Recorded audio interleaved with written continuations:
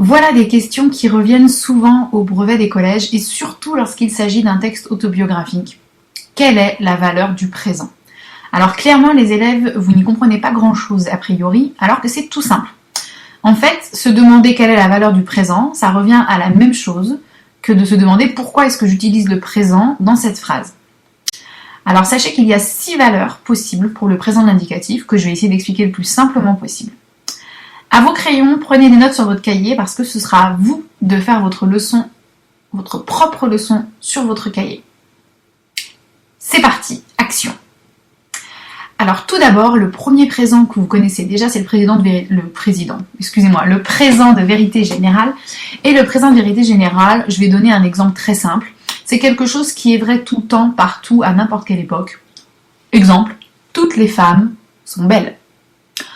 Le deuxième présent que vous avez, le deuxième emploi du présent, par exemple dans la phrase « tous les soirs », les troisièmes font sérieusement leur travail. Dans cette phrase-là, j'ai le mot « tous les soirs », ce qui veut dire que c'est une habitude. Dans ce cas-là, je vais utiliser le présent pour montrer que c'est une habitude, c'est ce qu'on appelle le présent d'habitude.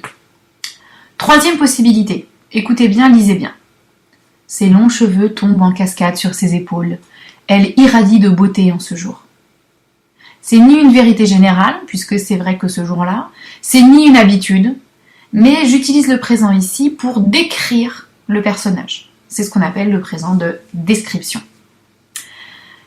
Quatrième valeur, alors c'est pas une valeur que vous maîtrisez bien, même si c'est celle que vous utilisez finalement le plus, puisque le présent, il est surtout utilisé pour parler, pour échanger. Quand vous dialoguez avec quelqu'un tous les jours, quand vous attendez le bus, quand vous êtes à l'école, vous utilisez très souvent le présent.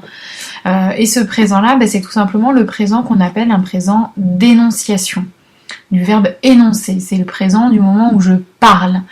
Alors, dans l'autobiographie, le présent d'énonciation, en fait, c'est le moment où l'auteur parle, c'est le moment où l'auteur raconte, c'est le moment où l'auteur écrit, c'est-à-dire le moment où il est adulte.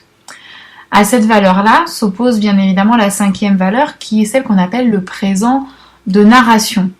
La narration, c'est plus le moment où je parle, c'est plus le moment où je me souviens, c'est pas le moment où l'adulte qui fait son autobiographie écrit, mais en fait c'est un moment qui a déjà eu lieu dans le passé et en fait on veut le raconter comme si ça avait lieu maintenant pour donner plus de vie, pour donner une impression de direct.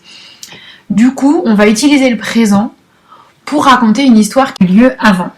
Bon, j'espère que vous avez bien pris ça en note sur vos cahiers, que vous n'êtes pas trop perdus, que vous avez les 5 emplois, les 5 valeurs différentes du présent.